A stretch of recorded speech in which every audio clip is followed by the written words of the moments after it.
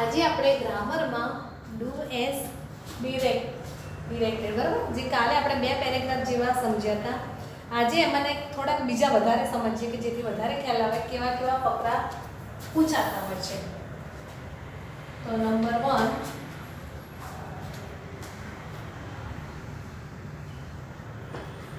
look at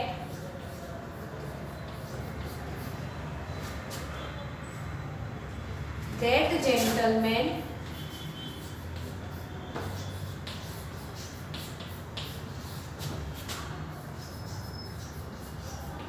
look at that gentleman. He is a popular author. He is a popular author. His mother was a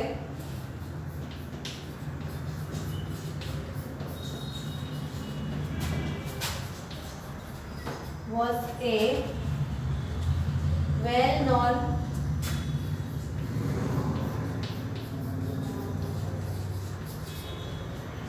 poetess.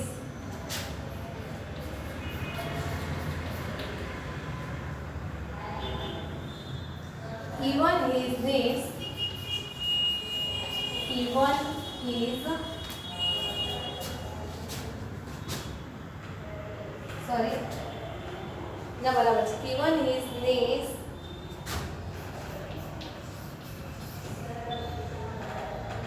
a good poetess.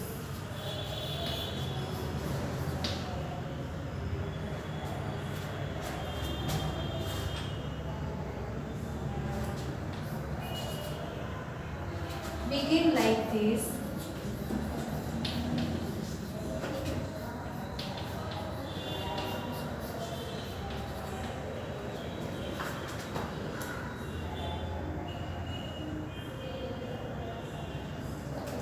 Look at that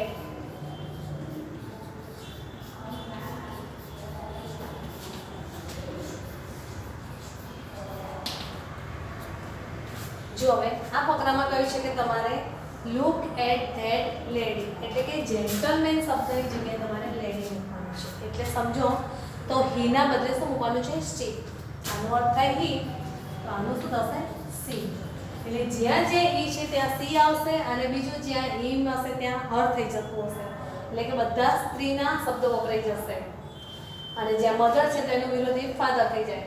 તો જો પહેલું તો જવાબ તમને આપી દીધો છે એટલે એ રીતે તો તમારે જોઈને પેટથી લખી જ નાખવાની પેપરમાં કે કોઈ પણ જગ્યાએ જે આપેલી હોય તો ખાસ લખી નાખવાની. તો લુક એટ ધેટ લેડી, પહેલું વાક્ય પૂરું થઈ ગયું તમારું. હવે એના બદલે સી, તો સી ઇઝ એ પોપ્યુલર, ઓથરની જગ્યાએ ઓથરેસ બનશે. ઓથરેસ. ત્યાર પછી છે હિઝ મધર, તો શું થશે? હિઝ હર, છોકરી છે એટલે હર થશે, હર મધરનું થશે father. Was a well-known poetess, તો was a well-known. હવે પોએટિસ્ટ એટલે કાવ્ય રચનારી, બરાબર? લેડીઝ છે તો આપણે એની જગ્યાએ પોએટ કરવું પડશે. ફાધર છે તો પોએટ, જેન્ટ્સ માટે પોએટ શબ્દ જ વપરાય.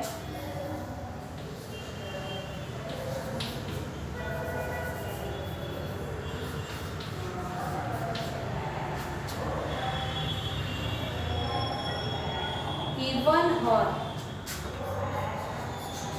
ઇઝનું શું બધાનું હર. હવે નીસ એટલે ભત્રીજા, તો આપણે ભત્રીજા માટે નેપથ્યુ શબ્દ છે NEPHEW. was a sorry was એ નથી, ખાલી a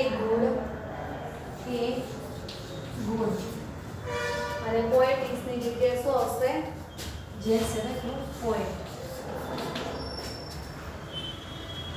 તો એકવાર જો આપણે આખો ફકરો ફરીથી સમજી લઈએ તો look at that gentleman.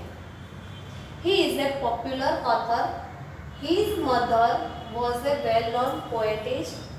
Even his niece a good poetess. બરાબર? તો આપણે સમજીએ છીએ કે he છે એના બદલે આપણે શું કરીશું? begin like this અથવા તો start like this માં આપણે થોડું વાક્ય આપી દીધું છે look at that lady. Lady માટે આપણે સી વાપરીશું જે સ્ત્રીલિંગ શબ્દ છે. બરાબર? તો એને અનુરૂપ કયા કયા ફેરફાર થાય? તો હીને બદલે સી મૂકવાનું. પછી જે શબ્દ છે જેન્ટ્સના માટે વપરાય છે લેડીઝ માટે કરવાનું. ઓથર છે જેન્ટ્સ માટે વપરાય તો સ્ત્રી માટે ઓથરિસ વપરાય છે જે આપણે ચેન્જ કરે છે. એવી રીતે પોએટિસ છે ને કવિયત્રી માટે વપરાય એટલે કે સ્ત્રી માટે વપરાય. તો પુરુષ માટે ખાલી પોએટ જ વપરાશે. એટલે વિરોધી શબ્દ બધા મૂકવાના છે આપણે. તો લુક એટ ધેટ જેન્ટલમેન નું કરી દેવાનું લેડી. ત્યાર પછી હીના બદલે લેડી છે એટલે સી મુકાશે. સી ઇઝ અ પોપ્યુલર અને ઓથરની જગ્યાએ લેડીઝ એટલે કે સ્ત્રીલિંગ શબ્દ આવશે ઓથરિસ.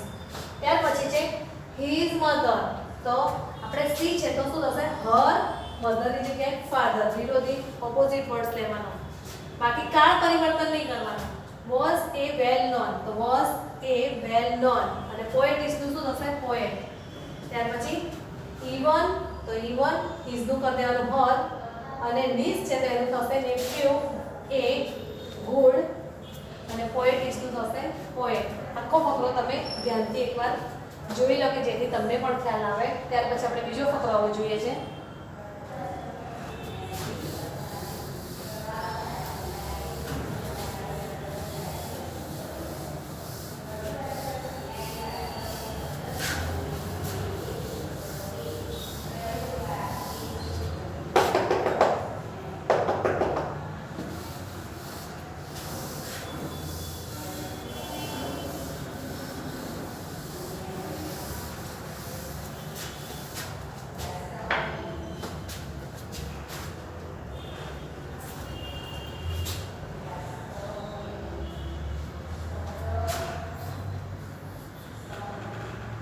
I get up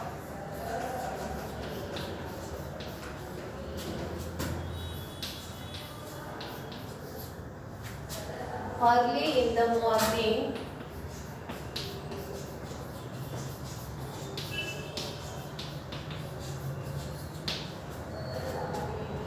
I get ready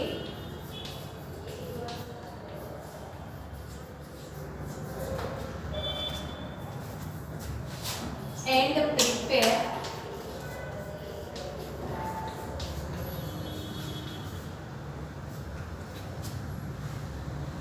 breakfast for the family.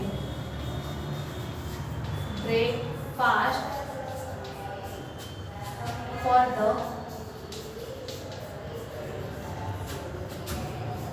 family. I then go for a walk. I then go for a walk. I return home at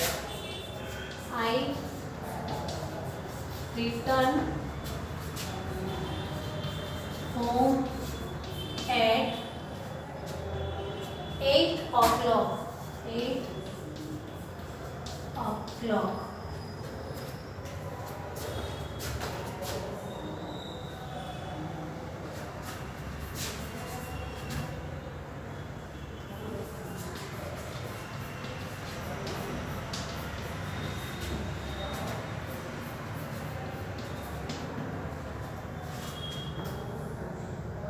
Aman gets up.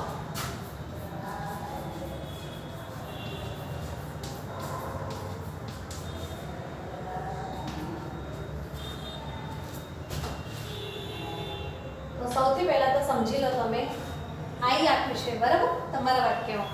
વાક્ય સાદા વર્તમાન કાળમાં છે. તો આઈ ની બદલે તમારે શું કરવાનું છે? અમન.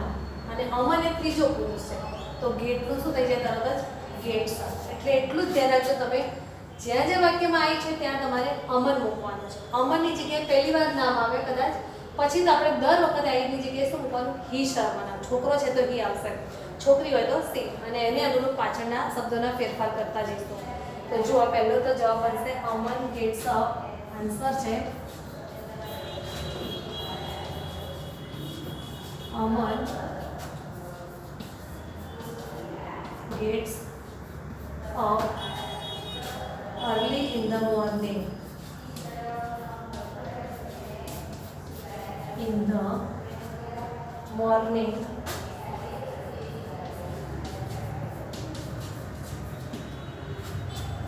હવે જો આપણા વાક્યમાં અમન છે એટલે કે હી વાપરવાનું, તેના માટે આપણે શું વાપરીશું? તો અહીંયા પણ આઈનું શું કરી દેવાનું? હી. અને જ્યારે હી કરીશું ને આપણે,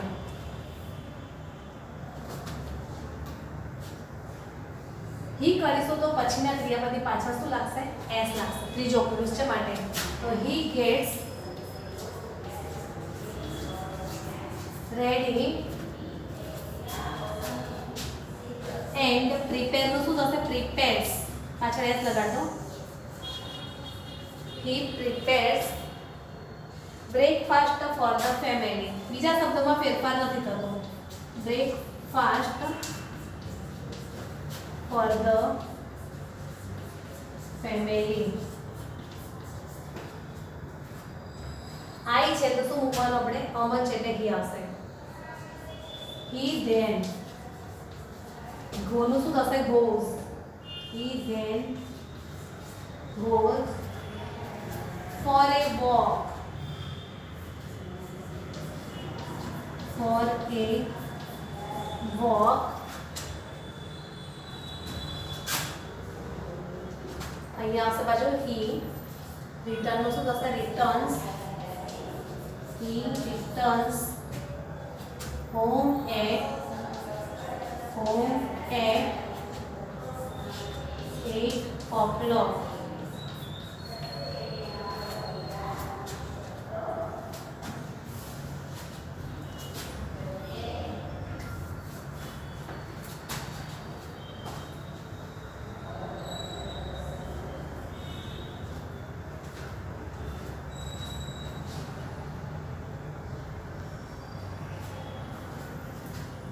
જો હવે આખો ફકરો આપણે એકવાર ફરીથી જોઈ લઈએ છે કે કઈ રીતે આ ફકરો બનાવવામાં આવ્યો છે. તો I get up early in the morning.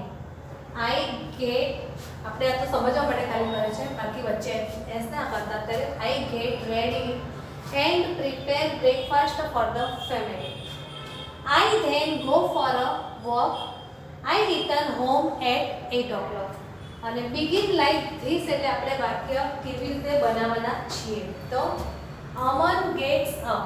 તો જ્યાં જે આપણે વાક્યની શરૂઆત જોઈએ છે તો આઈ છે એટલે શું આવશે? અમન. અને અમન છે થર્ડ પર્સન છે એટલે ગેટનું ગેટ્સ થશે.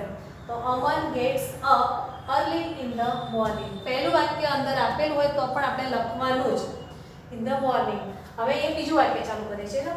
આઈ ગેટ છે તો શું લખવાનું? અમન. અમનની માટે હવે દર વખતે એકનું એક નામ રિપીટ નથી કરતા આપણે. એના માટે સર્વનામ યોગ્ય હોય મૂકી દો. તો આઈના બદલે શું? અમન છે તેમ જગ્યાએ હી મૂકી દેવાનું. હી ગેટનું ગેટ્સ થશે રેડી એન્ડ પ્રિપેરનું prepares breakfast for the family. પાછળ બધું એમને. ત્યાર પછી આઈ છે તો હી. વચ્ચે આવા કોઈ પણ શબ્દ આપ્યા હોય ધેન જસ્ટ તો એની જગ્યાએ આપણે મૂકી જ દેવાના. ગોનું goes for a walk. I return home at 8 o'clock. તો I ની બદલે શું કરવાનું? he returns home at 8 o'clock. તો આ બધા નજીવા નાના નાના ફેરફારો છે. તમે ધ્યાનમાં રાખજો કે ક્યારે કયો ફેરફાર કેવી રીતે કરવાનો છે. અને લખવામાં જ્યારે પરીક્ષામાં આ ફકરો હોય ને એ લખવાની જરૂર નથી. આટલા સુધી ડાયરેક્ટ તમારે આન્સર જ ચાલુ કરવાનો એક્ઝામમાં. અને લખવામાં કોઈ વાક્ય રહી ના જાય. પ્રશ્ન નંબર ધ્યાનથી લખજો તો તમને આવા ફકરા પણ આવડશે જે તમે આગળના ધોરણથી બહુ ભણીને આવ્યા છો, 6ઠા 7મા 8માંથી, કે કઈ રીતે વપરાય છે. થર્ડ પર્સન જોડે જ માત્ર એસ કે યસ લાગે છે, બાકીના બધા જોડે સાદો ક્રિયાપદ વપરાય છે. હવે આપણે એના જેવો હજુ એક બીજો ફકરા જોઈએ તો આપણને વધારે ખ્યાલ આવશે કે કેવા કેવા થાય છે ભૂતકાળના અને બધા.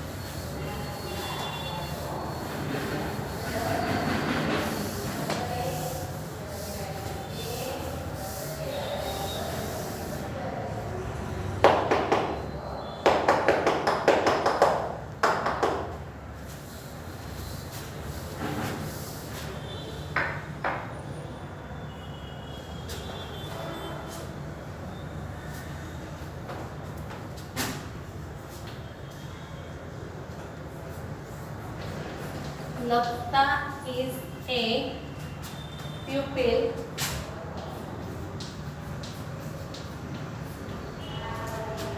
she loves to read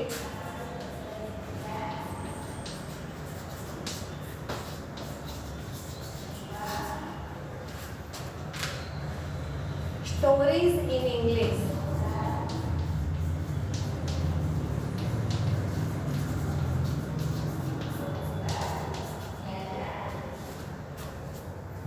Does she like poems? Does she like poems? તમને એવો પ્રશ્ન થાય કે સી પછી એસ કે એસ લાગવું જોઈએ, બરાબર? પણ જો તમારા વાક્યમાં ડઝ આગળ આપી દીધો છે જેની અંદર એસ કે એસ સમાયેલું છે એટલે સાદું ક્રિયાપદ આવી જાય. તો does she like poems? Question mark. O yes she does.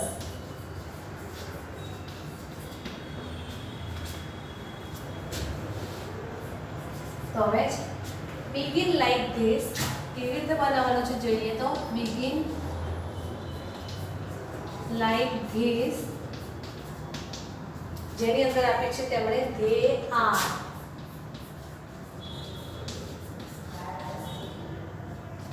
તમારે જ્યાં લખતા છે ત્યાં બધે તમારે they મૂકવાનું છે અને જ્યારે they મૂકશો તો એને એનો કોઈ શબ્દ હશે તેમાં ચેન્જ પણ આવશે. તો આપણે હવે જવાબ જોઈએ કે ડાયરેક્ટ આન્સર જ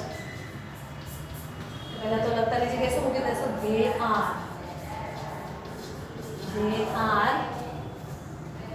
હવે જ્યારે આનું બહુવચન થાય ત્યારે આર્ટિકલ બહુવચનમાં ક્યારેય આવતો નથી. તો they are pupils. હવે she loves તેની જગ્યાએ they love. તો એસ નીકળી જશે, બરાબર? to read stories in English.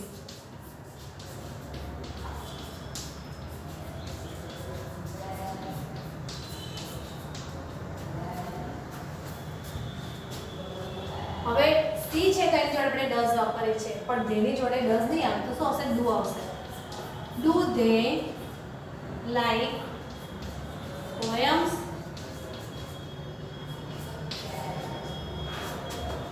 ઓ યશ.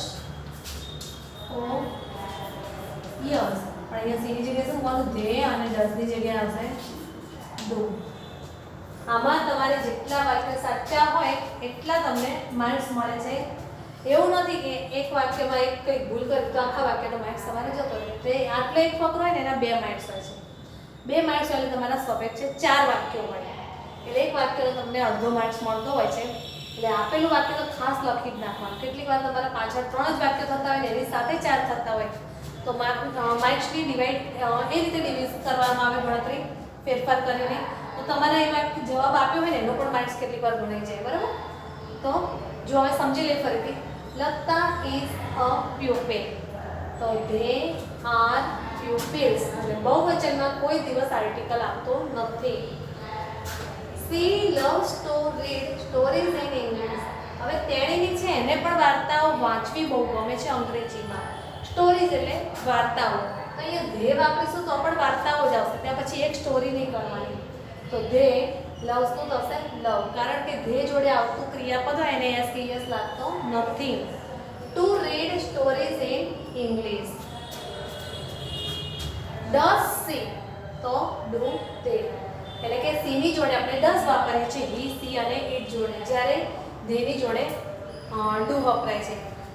કોઠો આખો તમે યાદ કરો તો આઈ ની જોડે ડુ, વી ની જોડે ડુ વપરાશે, યુ ની જોડે પણ ડુ વપરાશે.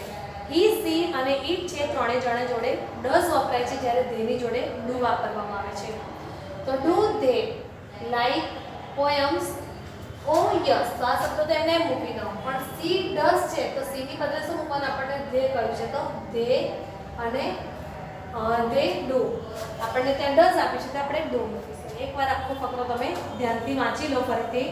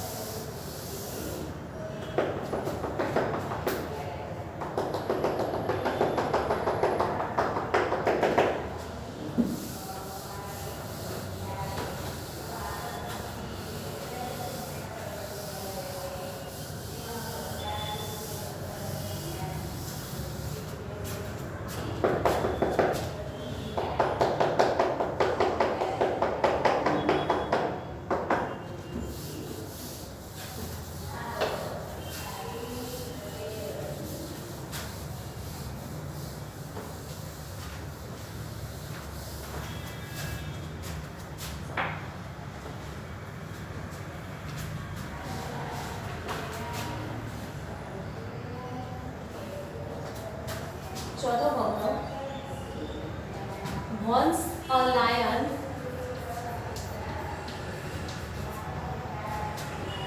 falls ill.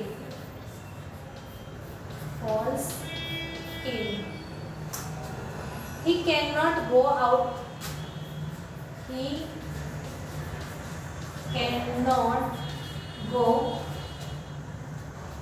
out to hunt animals.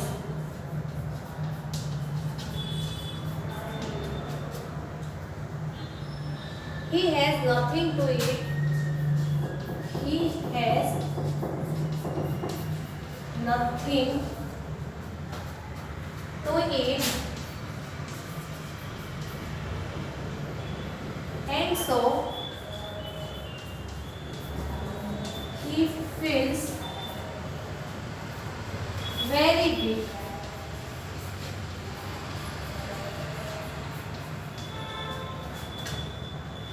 Then he spots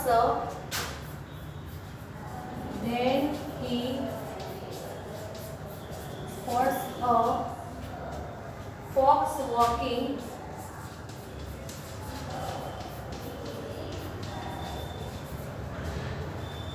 towards the den.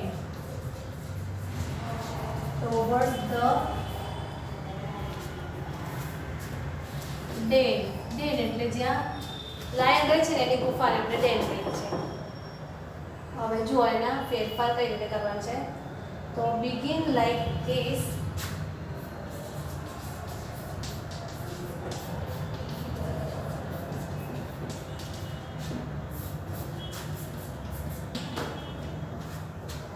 Once a lion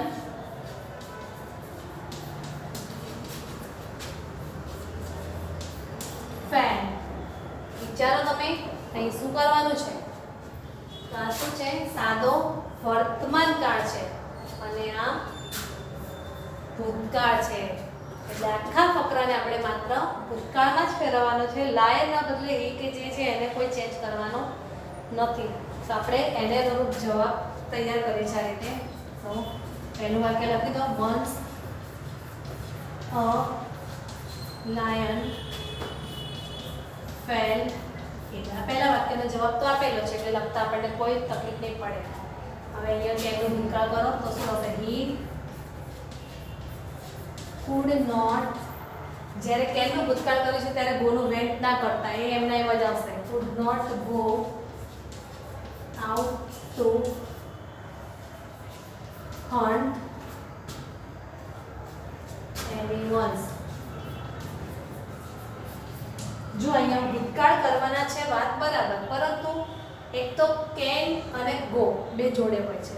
તો જ્યારે આનું ભૂતકાળ કરીએ ત્યારે આનું કોઈ દિવસ ભૂતકાળ ના થાય. અને બીજું ધ્યાનમાં રાખજો, જો ક્રિયાપદ ક્યાંય પણ હોય ને એની આગળ ટુ આપેલું હોય ને તો એનું પણ ભૂતકાળ થતું નથી. જે આપણે જોયું કે ટુ પછી હંટનું હંટ જ મૂકીશું. બરાબર? hunt animals full stop.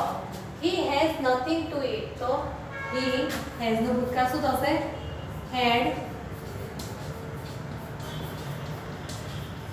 nothing to eat and so he feel નો ભૂતકાળ થશે felt. felt એટલે અનુભવવું. very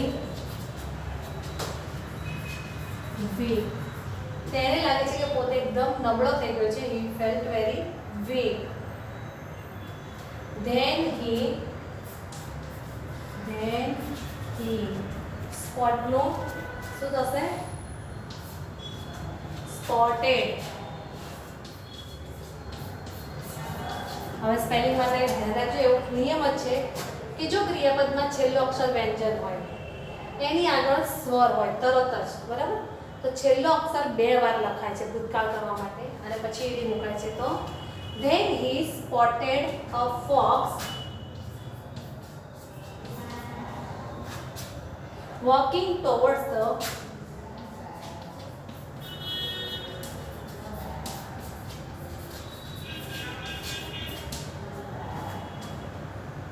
den.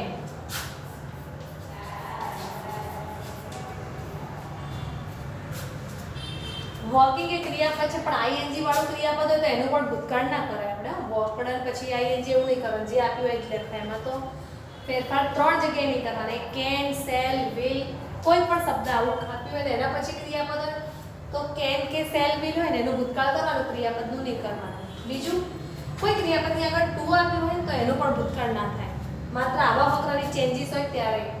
અને ત્યારે અક્ષર છેલ્લો બેવડાય છે તો છેલ્લા અક્ષર વ્યંજન હોય અને એની આગળનો સ્વર હોય તો તમે કોઈ એસ ને જોતા નહીં, કારણ કે એસ છે ને તો હીને અનુરૂપ આપે છે. આપણું ક્રિયાપદ તો ખાલી માત્ર સાદું સ્પોટ જ છે અને સ્પોટને અનુરૂપ જ આપણે નિયમ જોવાના છે, બરાબર. અને આઈએનજી હોય તો કોઈ દિવસ આપણે ભૂતકાળ નથી કરી દેતા. એનો એકવાર ફકરો આખો તમે વાંચો ને પછી હું સમજાવું છું ફરીથી.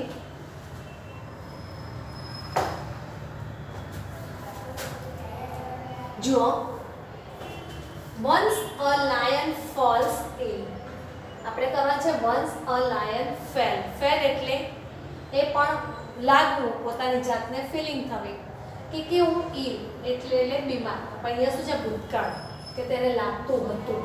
એકવાર સિંહને લાગ્યું કે તે પોતે બીમાર પડી રહ્યો છે. he cannot go out to hunt animals, તે પોતે બીમાર હોવાના કારણે બહાર પણ નથી જઈ શકતો અન્ય એનિમલનો શિકાર કરવા માટે. તો કેનનું ભૂતકાળ છે could. તો he could not go out to hunt animals. ત્યાર પછી છે એટલે તમારે વાક્યમાંથી ખાલી ક્રિયાપદ શોધવાનું છે અને પછી એનું ભૂતકાળ કરજો એટલે અને આખું વાક્ય લખવાનું તો જ માર્ક્સ મળે. he has nothing to eat and so he feels very weak. હવે જો તમારે કદાચ વાક્યનો એક માર્ક્સ કે અડધો થતો હોય અને એમાં જો એક વાક્યમાં જ 2 ક્રિયાપદ આવતા હોય ને ત્યારે બંને ક્રિયાપદોને જોવામાં આવે કે કોણે કયું સાચું લખ્યું છે અને પછી માર્ક્સ આપવામાં આવે. 2 વાક્યોમાં અડધો થતો હોય ને તેવી રીતે એક મળે. આ વાક્યમાં 2 ક્રિયાપદ છે. એક તો હેઝ છે તેનું ભૂતકાળ શું કરવાનું, હેડ થશે. he had nothing to eat and so he feels નું ભૂતકાળ felt very weak, તે પોતાની જાતને વીક માની રહ્યો છે. then he spots a fox walking towards the den. તેણે જોયું કે પછી કે એક શિયાળ છે પોતાની ગુફા તરફ આવી રહ્યું છે. તો then he spotted a fox walking towards the den. અહીંયા આપણે આ જ રીતે આખો ફકરો લખ્યો છે, તે ચેક કરી લો, એકવાર વાંચી લો બધા.